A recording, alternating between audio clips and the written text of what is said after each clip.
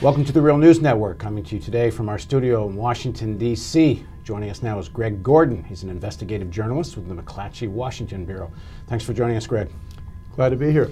So thanks to you, I now understand why Goldman Sachs executives earn such enormous bonuses, because when one goes through the investigative work you've done on Goldman's investment schemes in the Cayman Islands, clearly someone needs to get paid a lot of money to understand what the hell's going on there. That's for and sure. also know where all the paperwork's buried, because the complexity of this offshore subprime mortgage pyramid schemes is so complex, they must have to pay these guys just to tell them where everything is.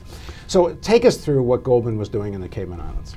Well, we don't have all the pieces yet, Paul, but we know that Goldman was setting up what are known in the trade as collateralized debt obligations, which are complex instruments that were based offshore in ways that avoided the scrutiny of U.S. Regulators and some tax laws. And what these deals tended to involve would be bundles of some of the same securities that they weren't able to sell in the United States or through the United States, because a lot of European investors would come in and buy just plain old mortgage-backed securities that were tied to or based on risky mortgages, subprime mortgages. So some of these would be rebundled and sold in the Cayman Islands. Now these packages, they're still getting AAA ratings from the agencies, from rating agencies? Well, the AAA ratings usually went to about 80% of a package of mortgage-backed securities. And you know, we're seeing now, of course, that most of these have been downgraded to junk status. And so the way this would work is that the investment banks would put together a deal in the Cayman Islands, and it would include, in many cases, not all cases, it would include bundles of these risky mortgages. But there would also be a separate component of the deal, and that is that there would basically be an insurance-like contract written between the investors and another party. Now, oftentimes, this party was Goldman Sachs, and it would be based on the performance of a pool of securities, in many cases, mortgage-backed securities, in some cases, highly risky mortgage-backed securities. And if those securities did not perform, even though it was sort of artificial, synthetic is the word that the trade uses, if they did not perform, the investors would have to pay the buyer of this protection.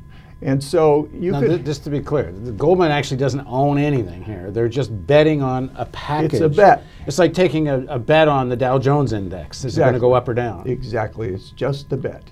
And this is what, you know, insurance, this is sort of like an unregulated form of insurance. And the investors might, in one deal we looked at, the investors put up $1 billion. And $280 million of the $1 billion actually went to buy mortgage-backed securities. So what happens to the rest of the billion? And the rest of it, the other $720 million, is basically going for a bet.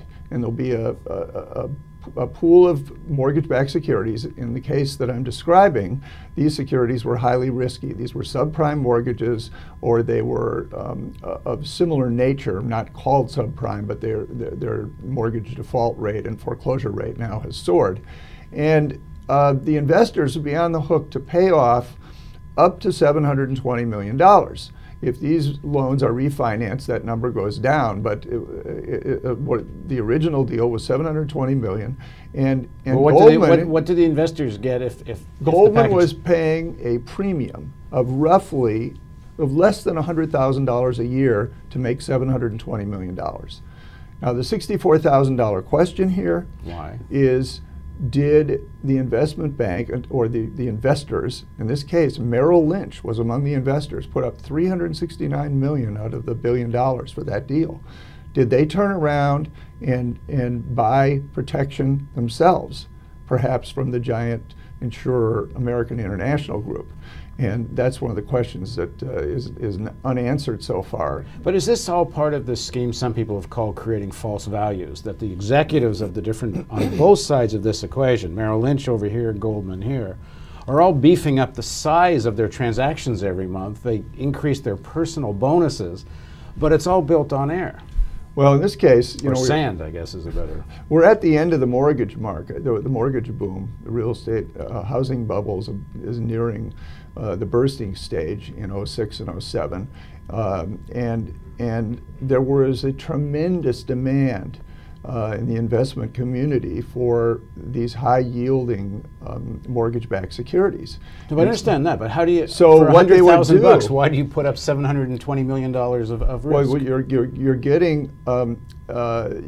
getting people to come in when you ran out of mortgages. You start making synthetic mortgages.